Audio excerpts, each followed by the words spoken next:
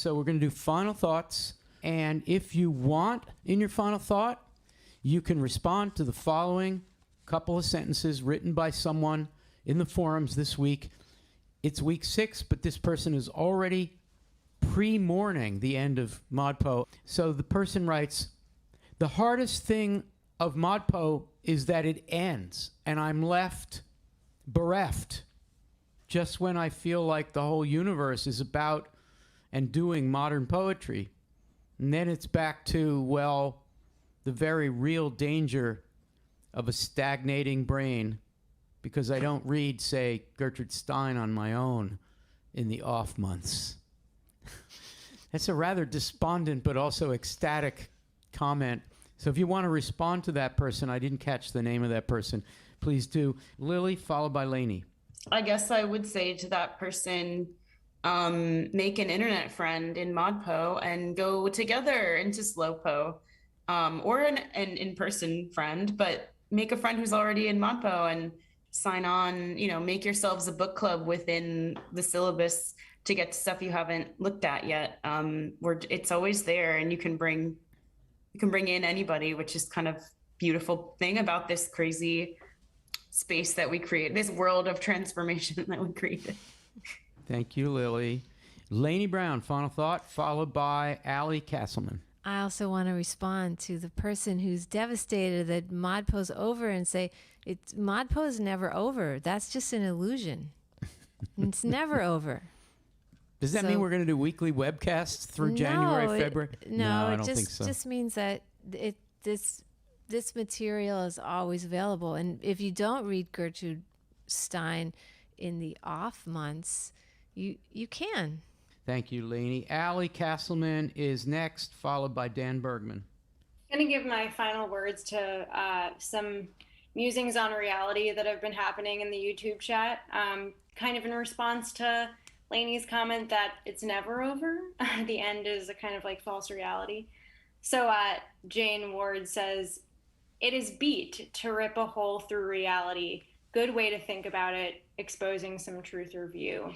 And Sanjeev responded saying, do the words on the page, the poem, the writing of it help create this wormhole into another reality? I would think yes. All right, Dan Bergman, final thought. Dan says, this may be too personal, but I remember watching the videos the first time. And ever since then, Jason, Lily, Allie, Anne, Al, I wanted more than anything to sit with you at this table someday. Oh, that was pretty sentimental, Dan. That was beautiful. Well, we are honored. Kanar, followed by Jason. Yeah, I'm thinking about the kind of question that was posed by one of our ModPoers in terms of what happens when ModPo ends. And I thought that we could revisit the Bob Kaufman just once again for tonight. What of the answers I must find questions for, all these strange streets I must find cities for. But, I think in a certain way, ModPo is a bunch of strange streets in a really nice way. Wow. And find those cities would be maybe like my personal advice. Follow the road, see where they converge. Maybe there are people involved, maybe places, poets, poems, people you want to read with. So yeah. Thank you, Kanar. That stuff about ModPo as those streets in search of a city, I'd really love that idea. That's really, really lovely and inspiring and exciting. Jason?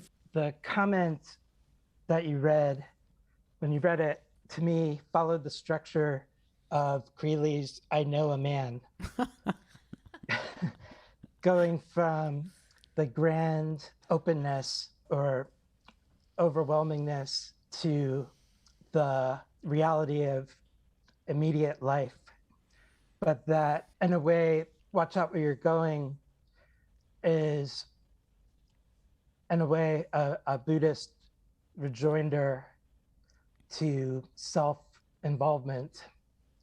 And I think a good Buddhist would want to be present in every moment and to know that Slowpo will come up, there will be more, and you are, as a reader, participating in the creation of the poem.